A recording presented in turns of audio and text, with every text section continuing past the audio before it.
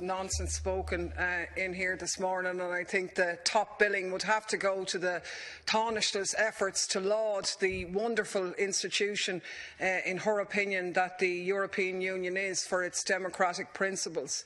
A little bit ironic to the Irish people who had to vote on multiple occasions when we gave the wrong answers in various treaties, not to mind the irony that we had to listen to the Taoiseach to go over her time, even though her party had a resounding rejection in the recent general election. But in any case, and as a result of which I can't go and show my solidarity with the Lewis drivers now where I'd like to be because the time has run over. But in any case, I think Brexit or no Brexit, one of the key points that we need to discuss here today, that is, if the EU continues on the path that it has pursued for the last number of years, then it's going to shake itself apart regardless. There can be no other way. I mean, as George Monbiot put it last year, everything good about the EU is in retreat, everything bad is on the rampage, and I really don't think I could have put that any better. The pipe dream of a European Union where together we're better, the sort of yarn that's told to children in school, has really been comprehensively destroyed by the actions of the ECB, the European Commission, the European Council, the Council of Ministers, the increased militarisation of the EU, and I think not least the flagrant breaches of international asylum laws with the appalling recent deal done with Turkey, a country which recently was responsible for 40 people being shot on the Syrian border, a country where ISIS can openly organise, a country that has funded ISIS, supposedly the enemies of the West. And the idea, if you think about it, that the EU was originally sold on was in part as a result of what happened to peoples who had to move out of their countries after World War II.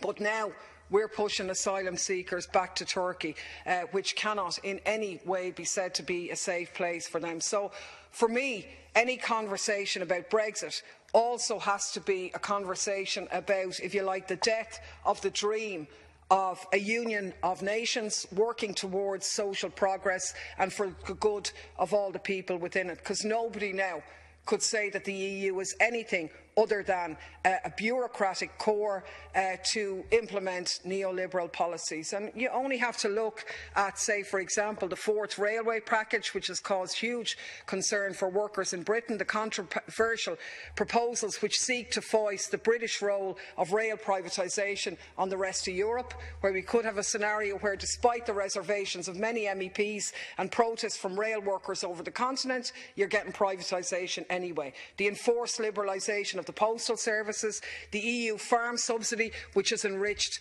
those at the top. And I think the tendency for Ireland to attribute to the European Union progressive, social, democratic motivations is actually flawed. And the main point I want to concentrate on in relation to this myth is the increased militarisation of the EU. And it's that militarisation, we have to say, which has sparked the biggest challenge facing the EU, that of what's commonly called the refugee crisis. But talk of Europe having a refugee crisis is, for me, the wrong way round, because it's refugees which have a Europe crisis. And let's be very clear about that up front, because the refugees that are coming onto the shores of Europe in their hundreds of thousands, and they will come again now that the weather has improved, are doing so not for accidental reasons, not because they think Europe is great or anything like that. They are a direct consequence of the interference in their countries by US imperialism, facilitated directly by Britain and by France, and indirectly by countries like Ireland and the other countries of the EU, which has displaced those peoples like never before. And when you're responsible for something and you're complicit in something, well, then you have a responsibility to deal with that. And the appropriate response to the humanitarian catastrophe, which is even putting it mildly, is a humanitarian one rather than a border control response, which cannot in any circumstances work. And I want to maybe deal with the UK's relationship with the EU in the context of its role with refugees. And I thought it was a bit sickening, to be honest, to listen to the Taoiseach talk about, and I quote, Irish emigrants, when he talked about the British government is fully aware of the concerns about Irish people who've moved to live in Britain, the unique status of the Irish community in Britain over many years, the best interests of the Irish people living in and moving to the UK. Well, I've no problem with the Irish people who live in the UK or people who want to move around any country. But what are these people other than economic migrants? I don't have a problem with that, but that's a derogatory term in many people's books. What about the people who are not economic migrants, the people who are fleeing for their lives, who've left their country, the mothers and fathers who've sold everything they had in their own countries to give money to their children to try and hope that those children will make it across Europe to a safe life? And it makes me absolutely sick that the Taoiseach would get up and talk about Irish people in Britain, while at the same time he shows an utterly callous disregard for unaccompanied minors, for poor people, women, men and children who are being driven out of their countries because of actions and our facilitation of the likes of the US military by the use of Shannon. Now, as Deputy Wallace said earlier, we made the visit to Calais and Dunkirk over the weekend to see at first hand the consequences of our interference in the Middle East, and I can tell you something, that is one horrific scenario. Who are the people in Calais and in Dunkirk? They're people who never wanted to come to Europe. They told us before the war in Syria we had everything we ever wanted in Syria. We don't want to come to Europe. Afghan people, Iraqi people, Kurdish people, Syrian people, the group of Syrians that we met, for example, they were made up of computer technicians, telecommunications experts, a doctor, a pharmacist, a chef and a teacher. One of them told his story, young man, 28 years of age, Mahmoud, an English teacher, clearly psychologically destroyed because of what had happened to him. Their troubles started, first of all, when Assad bombed and came into their town. His brother was injured, had to go to hospital. They had to go to another town because there was no hospital in that town. The people in the hospital, of course, then were worried about spies and all the rest, and that Assad's people would come looking for them because they were the victims. They had to be moved. They moved to another town. The story went on for a very long time, but this young man, who'd been in part a student and a teacher, had long avoided military service. He didn't want to do it, so he was sort of partly on the run. And his explanation of that was, and he said, to be a soldier, a killer, to kill my brothers, or be killed. Why? And as we sat in a hut with the lashings of rain in Calais, rats outside, in basically covered in sort of tarpaulin, sitting with these highly educated people, and all he kept saying, why? Horrible. You know, he talked about moving to another town. That town was the playing field for al-Nusra and the Free Syrian Army. They had to move again. He talked about a 13-kilometre walk that a group of 40 people in his family made. 4 men, 21 children under the age of 9. They had to carry their granny on a chair over the mountains. That group had to sleep outside in December, no blankets, no food, children as young as 3 crying because they had to walk that far. And he ended up in Lebanon. Lebanon, a country, he said, we used to go to Lebanon to go to the beach, to go shopping. Now we're pariahs in Lebanon. We need a visa, we need $1,000 in our pockets, and we're marshalled into refugee camps, although they're glad, obviously, for the security there. And I don't have, even if I had an hour here, the story would take longer. But let's just say that every part of that man's journey to end up in that mud-soaked tent in Calais, he was ripped off. And you know what?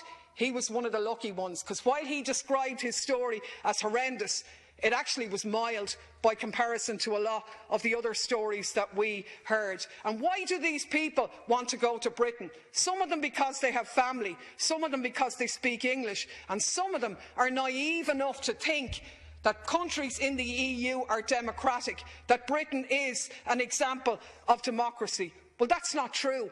Because look what's happening now to Afghan people. It's a lie being perpetuated that there's peace in Afghanistan when everybody knows that the conditions there are much worse than they've ever been.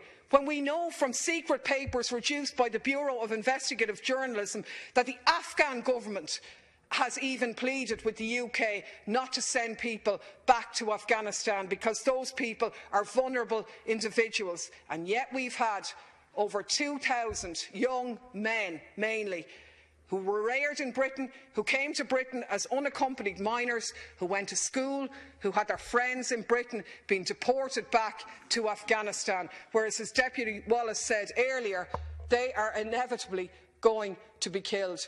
Because we know from talking to the people there that many of their people lost family members who were taken and killed by the Taliban. One young man that we spent time with, his father was executed by the Taliban, his body dumped back outside their house. That young man is on the run across Europe now. We met a young man who lost all of his family in Iran. He's no one in the whole world, nobody in England, but an illusion that he'll find safe haven there.